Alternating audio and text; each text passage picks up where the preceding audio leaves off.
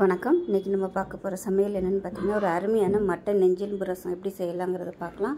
இது வந்து ரசம் மாதிரி நம்ம குடிக்கலாம், சூப் மாதிரியும் குடிக்கலாம், சாதத்தில் போட்டு பசங்க சாப்பிட்டிங்கனாலும் அவ்வளோ அருமையாக இருக்கும். ஸோ வாங்க இந்த மட்டன் எலும்பு ரசம் எப்படி செய்யலாங்கிறத பார்க்கலாம். இப்போ ஒரு குக்கர் எடுத்துக்கலாம்.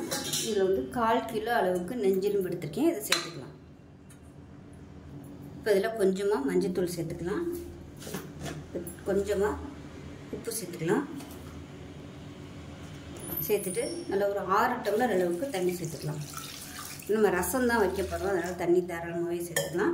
இதுக்கு வந்து இஞ்சி பூண்டு பேஸ்ட் போடணும்னு அவசியம் இல்லை, வெறும் மஞ்சள்தூள் உப்பு மட்டும் போட்டிருக்கேன். இப்போ குக்கரை மூடி வச்சுட்டு நல்லா ஒரு 8 விசில், ஏன்னா நெஞ்செலும்புங்கிறதுனால வேகிறதுக்கு டைம் ஆகும், அதனால் 8லேருந்து 9 விசில் விட்டுட்டு ஸ்டீம் போட்டதுக்கப்புறம் பார்க்கலாம். இப்போ ரசத்துக்கு ஒரு பொடி ரெடி பண்ணிக்கலாம். 1 டேபிள் ஸ்பூன் வர கொத்தமல்லி, அதே மாதிரி 1 டேபிள் ஸ்பூன் சீரகம், 1/2 டேபிள் ஸ்பூன் மிளகு. இப்போ இதை வந்து நம்ம பொடிச்சிட்டு வந்துடலாம். இப்போ இந்த அளவுக்கு பொடிச்சாச்சு. ரொம்ப நைஸாக பிடிக்க வேணாம், 1-2 இருந்தால் போதும். இப்போ இதில் வந்து ஒரு சின்ன பல், அதாவது ஒரு இந்த சைஸுக்கு 1 எடுத்துருக்கேன். பூண்டு வந்து நல்லா பொடி பூண்டாக எடுத்துக்கோங்க, நாட்டு பூண்டு, அதுதான் நல்லாயிருக்கும் ரசத்துக்கு. இப்போ இதில் வந்து ஒரு பச்சை மிளகாயை உடச்சிட்டு சேர்த்துக்கலாம். கொஞ்சமாக கருவேப்பிலையில் ஒரு கொத்து வந்து கொத்தமல்லி, அது தண்டாக யூஸ் பண்ணிங்கன்னா நல்லா வாசனையாக இருக்கும்.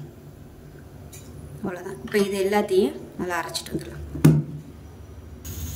இப்போ இந்த அளவுக்கு 2 தக்காளியை பொடியாக கட் பண்ணிக்கலாம்.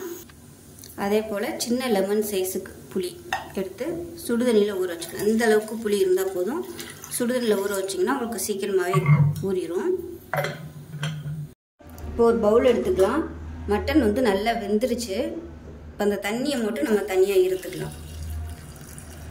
ரசத்துக்கு வெறும் தண்ணி மட்டும்தான் நம்ம யூஸ் பண்ண போகிறோம். இது வந்து நீங்கள் அப்படியே சாப்பிட்னாலும் சாப்பிட்டுக்கலாம், இல்லை குழம்பு வைக்கிற மாதிரி இருந்துச்சுன்னா குழம்புல கூட நீங்கள் சேர்த்துக்கலாம். அப்படி இல்லைன்னா வெறும் வெங்காயம் தக்காளி போட்டு தாளித்து மசாலா போட்டு கூட நீங்கள் பரட்டி சாப்பிட்டுக்கலாம். இப்போ இந்த அளவுக்கு இருக்குது தண்ணி. இப்போ புளி கரைச்சி வச்ச தண்ணியும் சேர்த்துக்கலாம்.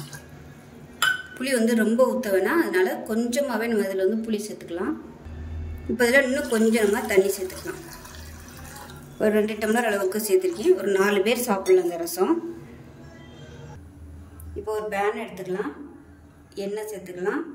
ஒரு 2 டீஸ்பூன் அளவுக்கு எண்ணெய் சேர்த்தா போதும். எண்ணெய் சூடாகவும் 1 டீஸ்பூன் போல் கடுகு, சும்மா 2 சீரகம், அதே மாதிரி 2 வெந்தயம், 2 வரமிளகாயை சேர்த்துக்கலாம். கடுகு பொரிய ஆரம்பிக்கையில் கருவேப்பிலை சேர்த்துக்கலாம். இப்போ நமக்கு ரசத்துக்கு பொடி பண்ணி வச்சுருந்தோம் இல்லையா, அதை வந்து சேர்த்துக்கலாம். இப்போ இதில் 2 தக்காளி நல்லா பொடியாக கட் பண்ணி வச்சுருக்கேன், அதையும் சேர்த்துக்கலாம். தக்காளி வதங்குறதுக்கு உப்பு சேர்த்துக்கலாம். மட்டன் வேக வைக்கும்போது உப்பு சேர்த்துருக்கு, அதனால் கவனமாக கொஞ்சமாக மட்டும் உப்பு சேர்த்துக்கலாம். இப்போ இதில் மஞ்சள்தூள் சேர்த்துக்கலாம். தக்காளி நல்லா வதங்கிடுச்சு. நம்ம எடுத்து வச்சுருக்க இந்த எலும்பு ரசத்தை சேர்த்துக்கலாம், அதாவது தண்ணி.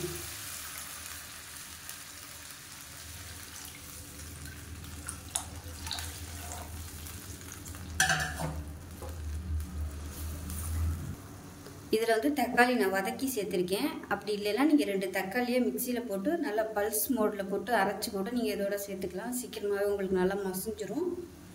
பாருங்கள், நல்லா நுர கட்டி வருது. ரொம்ப கொதிக்க விடக்கூடாது.